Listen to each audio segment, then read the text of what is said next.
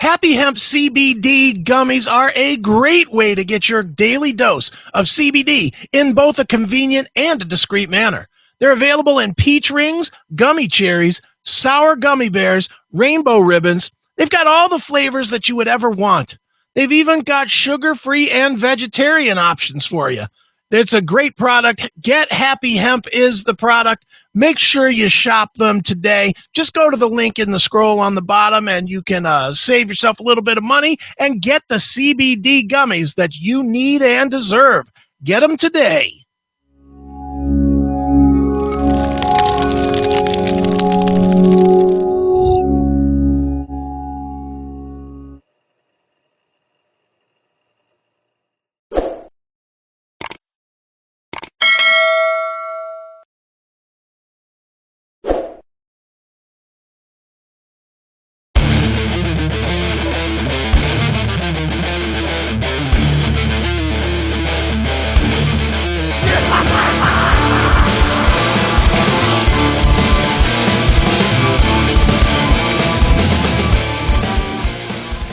It is CHRIS Akin Presents, and I, of course, am Chris Akin. And joining me today from the mighty Amorphis, they have a brand new release called Halo, which is out on February 11th. And the guitarist of the band is a returning guest.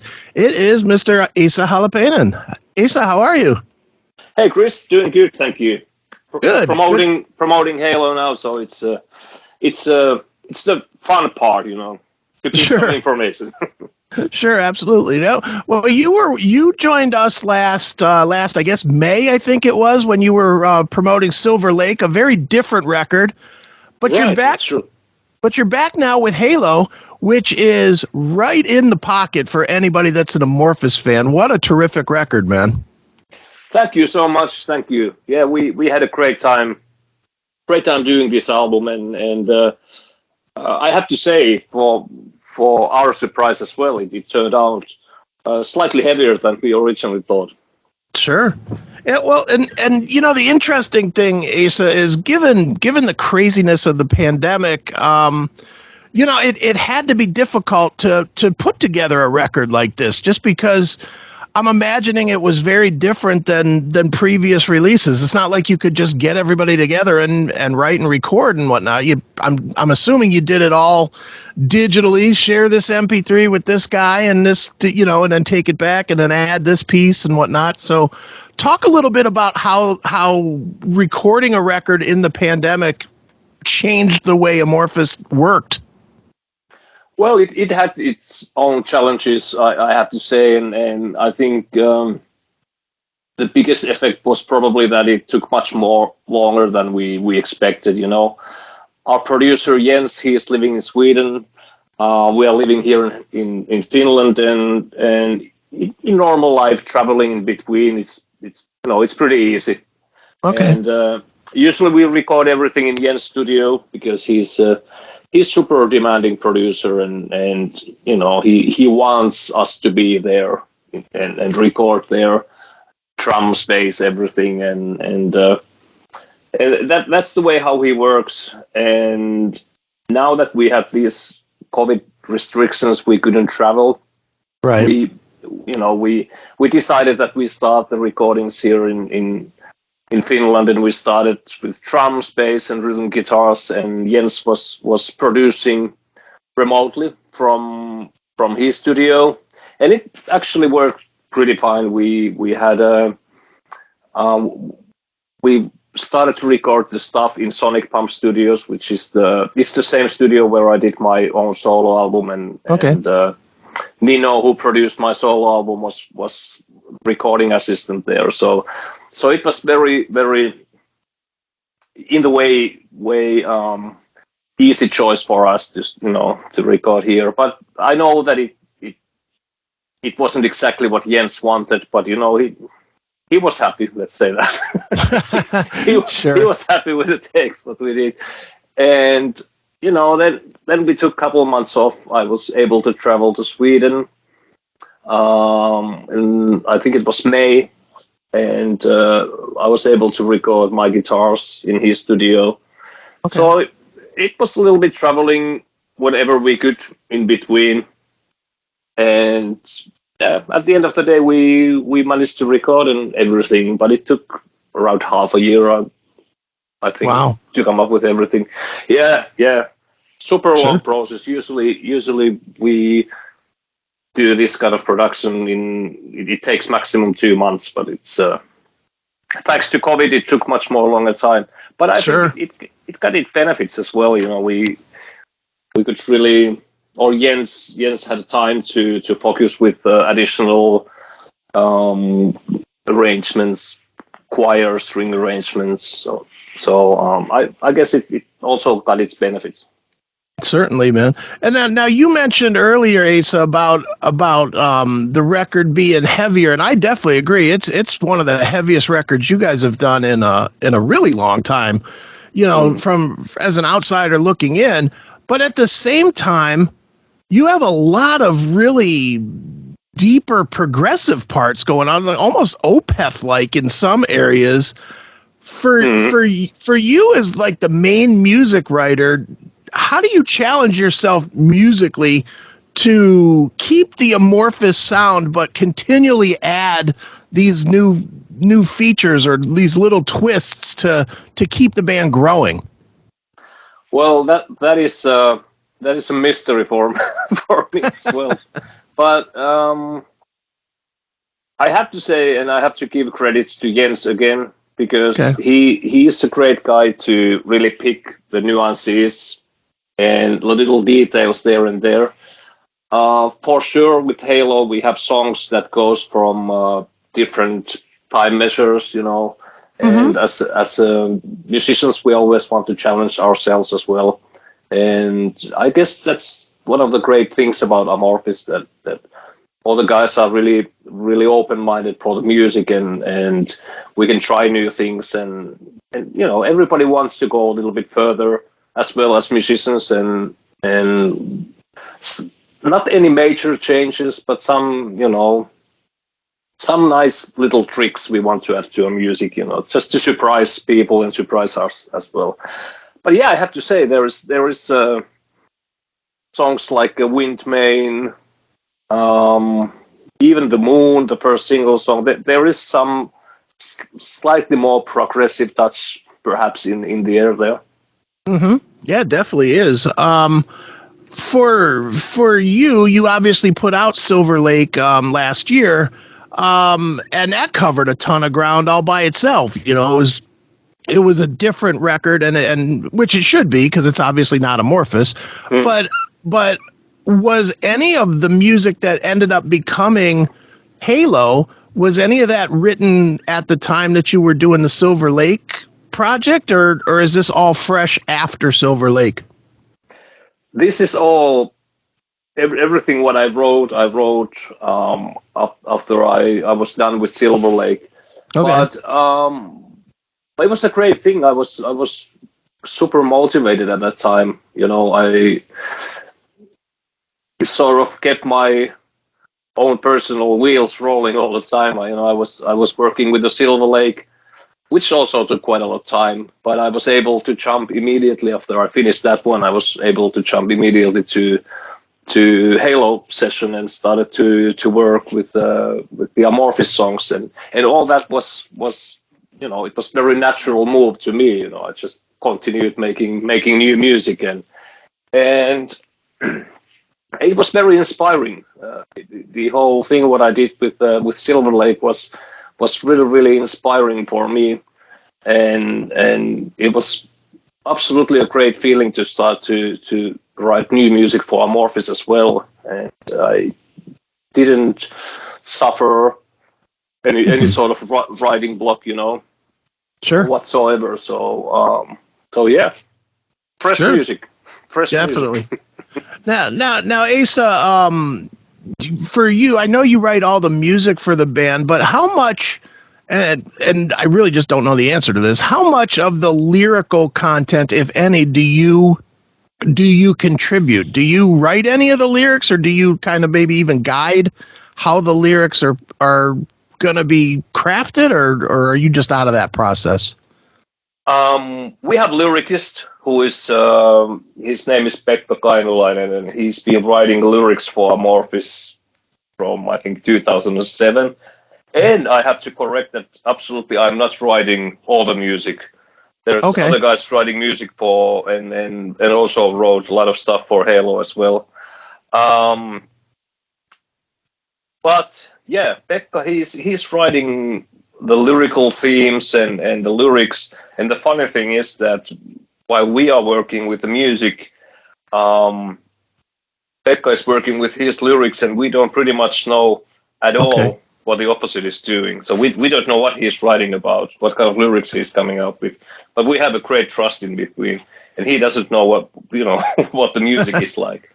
But there's a great bond, and our vocalist Tommy is usually working pretty closely with our lyricist and working with the vocal arrangements. So it's been like that, Sure. From 2007, and it seems to work nice. Sure.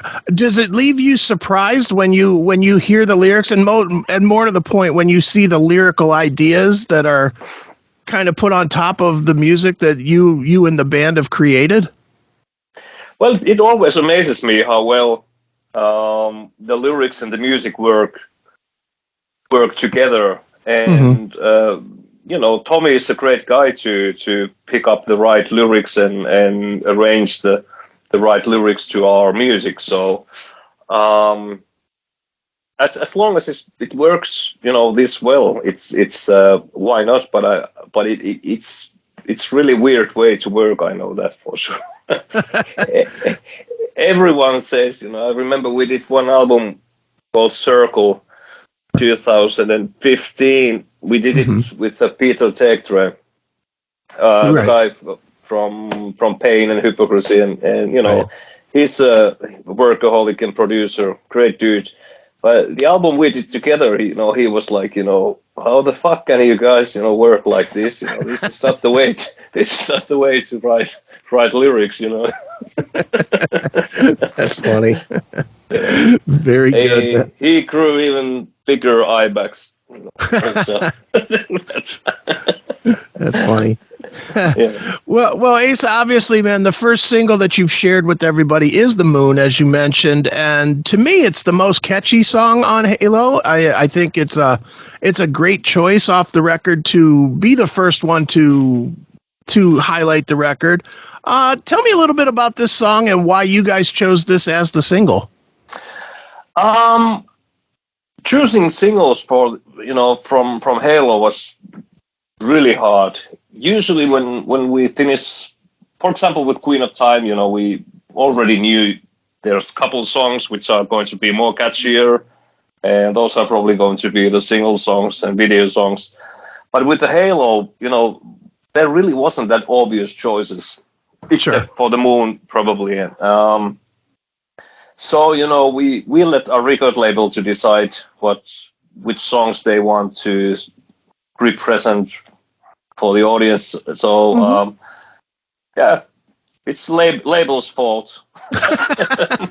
but I'm happy because it is catchy song, and it really represents well about this album. Sure. No, it definitely does. Now, obviously, you're going to have a chance to play that song and plenty of Amorphis songs in, I believe, April when you come to the U.S. I guess the first question is, how confident are you that the shows are actually going to happen? I try to be optimistic, which is difficult at these times, but.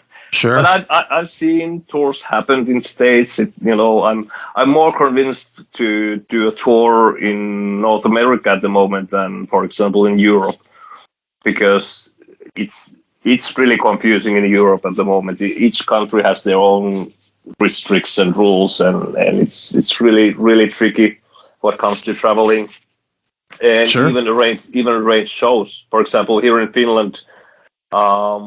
You're not to organize any shows at the moment. I think it probably takes 1 month or 2 months. All the venues are closed at the moment, so it's hard. So I try to be optimistic. We are working now with to getting our working visas and everything. So wheels are rolling. We are on the way. Sure. This is probably a weird question, but we're in weird times, so it leads to weird questions. I don't think it'll be hard to get to the U.S., but after touring, do you worry that you might not be able to get back home when you're done with the tour, just because of all the crazy restrictions and, you know? No, I don't think that would happen. It's you always get back home. I think that's your right as a citizen of Finland to get home wherever you are. At least you should. I'm not worried about that. I think I'm mostly worried, because we have we go to Canada as well. We have to cross the border a couple of times.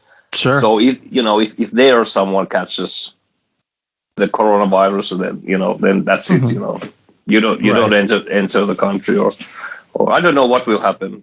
Most likely we will end having super expensive holiday somewhere in the middle of nowhere. Right. You always wanted to have that vacation in Idaho, right? Exactly, yeah. Nice. Well, Esa, at this point, with over 100 songs released by Amorphis, getting a set list together has to be difficult. How do you go about making the choices? Is there one or two of you that make the choices of what songs you're going to perform, or do you guys all get together as a band and kind of hash out the set list? How do you make that choice? It's pretty horrible. Like it's something like that. Everyone are shouting their favorite songs, and right. But no, we're still realistic. We try to cover pretty much everything what we've done, which is already a hard task, but we want to play early stuff as well as of course represents music from Halo. I would say majority of the songs are probably from last couple albums. Okay.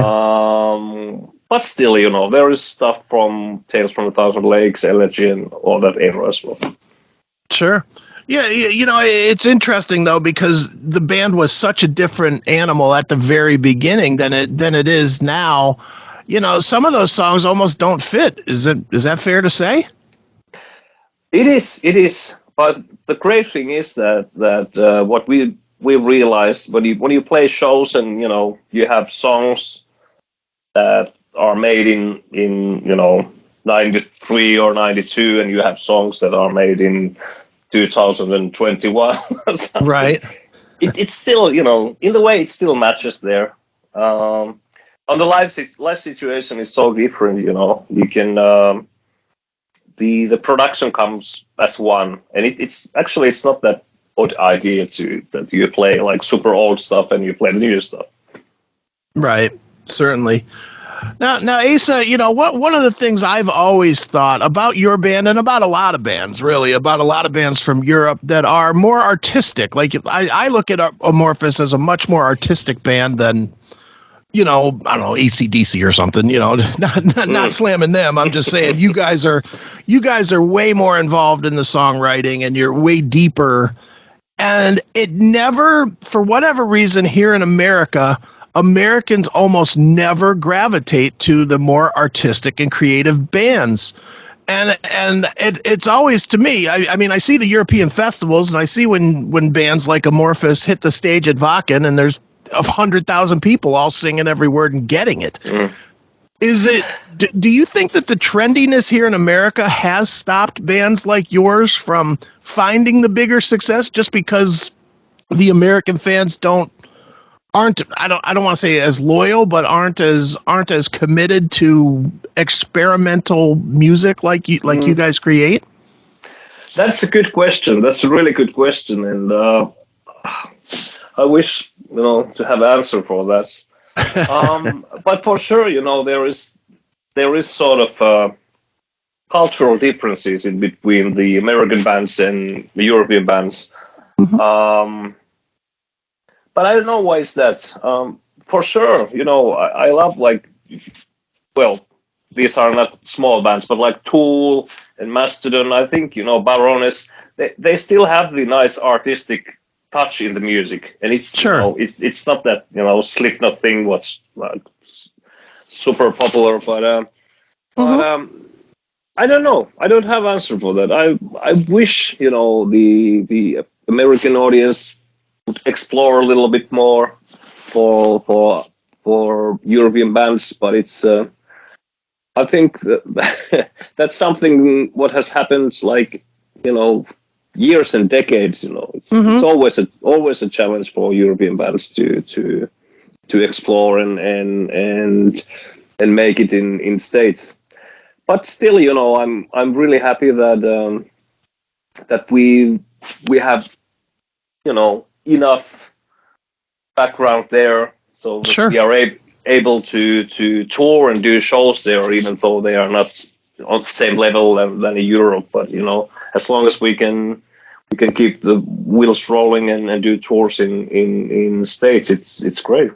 Sure. Well, I will tell you as an American citizen that I'm very jealous when I see the Sweden Rock or Wacken or whatever, and just see the massive amounts of people that get it, because there's so much great music, and it kind of gets lost here. It's really weird how it is like that. It is probably also lack of promotion, I guess. Everything affects, to be able to get your name heard somewhere. But the funny fact is, every time you go to States, the first time you went to some truck stop to buy some food or whatever, there's someone asking, you guys from a band? And you say, yeah, we're from a band. And they ask, which band? Amorphis. You can see from their face that they don't have no clue what the band is, but every time they tell you, yeah, I think I heard you guys on radio or something. Yeah, right. Sure you did. That's why you just need to start saying, yeah, we're Dream Theater, because they know Dream Theater. Okay. And Metallica, they know. Yeah, that's it. You guys are Metallica. Yeah. We just found a couple more chords. Pretty much the same band. Exactly.